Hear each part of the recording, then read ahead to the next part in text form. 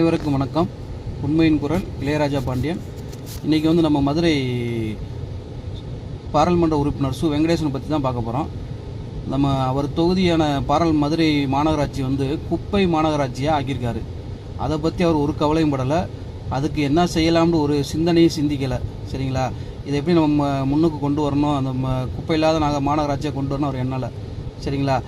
ஏன்னா அப்படி எண்ணியிருந்தவர்னா ஏதாவது இதுக்கான ஆய்வு எங்கேயும் மேற்கொள்ளலை. இதுக்கான என்ன பண்ணலாம் எது பண்ணலாம்னு சொல்லி கலெக்டரை கூப்பிட்டு மீட்டிங் போடலை. இந்த அமைச்சர் 2 பேர் இருக்காங்க, அவங்கள கூப்பிட்டு மீட்டிங் போடலை. நம்ம துணை மேயர் இருக்கார், அவங்கள கூப்பிட்டு எதுவும் பேசலை. சரிங்களா? அவர் என்ன செய்கிறாரு, பிஜேபிக்கு ஏதாவது எதிர்ப்பு பேட்டி கொடுக்குறது, இந்த மாதிரி வேலைகள் தான் பண்ணுறாரே தவிர பாராளுமன்றத்தில் போய் கூச்சல் போடுறது, இந்த பேப்பரை கிழிச்சு விளாடுறது, இந்த மாதிரி வேலை தான் பண்ணுறாரு. இது இதுக்குத்தான் அந்த மக்கள் அவர் ஓட்டு போட்டாங்களா? அவர் இங்கே இருக்க மதுரையை எப்படி கொண்டு போகணும், மதுரையில் நம்ம எம்பியாக இருக்கோம், மதுரை தொகுதி எப்படி பாராளுமன்ற தொகுதி எப்படி நம்ம நல்லது பண்ணணும் செய்யணும், அந்த எண்ணம் அவருக்கு சுத்தமாக ஒரு துளி அளவு கூட இல்லை. அங்கே போய் பேப்பரை கிழிச்சு போட்டு சஸ்பெண்ட் ஆகிருக்காரு. சரிங்களா? அந்த மாதிரி அதே மாதிரி மதுரை மாநகராட்சியில் ஊழல் பண்ணி அந்த மண்டல் தலைவர்கள் எல்லாமே ராஜினாமா பண்ண வச்சாங்க. ஊழல் பண்ணவங்க என்னங்க பண்ணணும், ஒன்றும் கைது பண்ணலை, சஸ்பெண்ட் பண்ணி நிப்பாட்டி வச்சிட்டாங்க. இல்லாட்டி அவங்க வார்டு கவுன்சிலராக இருந்ததை அதை ராஜினாமா பண்ண சொல்லணும். மக்கள் எவ்வளோ பெரிய முட்டாளாக்கிட்டு இருக்காங்க பாருங்கள்.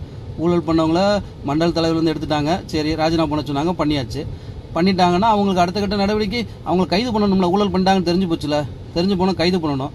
அதுவும் பண்ணலை. அதை விட்டுட்டு அவங்களோட பதவியை வார்டு கவுன்சிலர் பதவியை எடுக்கணும், அதுவும் செய்யலை. எவ்வளோ மக்களை முட்டாள் இந்த திமுக அரசு செஞ்சுக்கிட்டு இருக்குன்னு பாருங்கள். இதே மாதிரி ஒரு மதுரை மாநகராட்சியில் இவ்வளோ ஊழல்ண்டா மற்ற மாநகராட்சியில் எவ்வளோ ஊழல் நடந்திருக்கும் யோசித்து பாருங்கள் மக்கள். நீங்கள் தான் யோசிக்கணும்.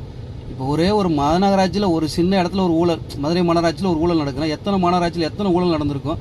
இதெல்லாம் எப்படி இதெல்லாம் நம்மளோட வரிப்பணம். நீங்கள் தான் சிந்திக்கணும். ஏன்னா இப்போ திமுக கவுன்சிலர் பார்த்தீங்கன்னா கவுன்சிலருக்கு முன்னாடி ஒரு சின்ன வண்டியில் வந்துட்டு இருப்பாங்க. இப்போ அவங்களாம் பார்த்துங்க ஃபார்ச்சுனர், இனோவா கிறிஸ்டா இப்படி சுற்றுறாங்க. அப்போ இதெல்லாம் யாரோட பணம்? நம்ம மக்களோட வரிப்பணம்.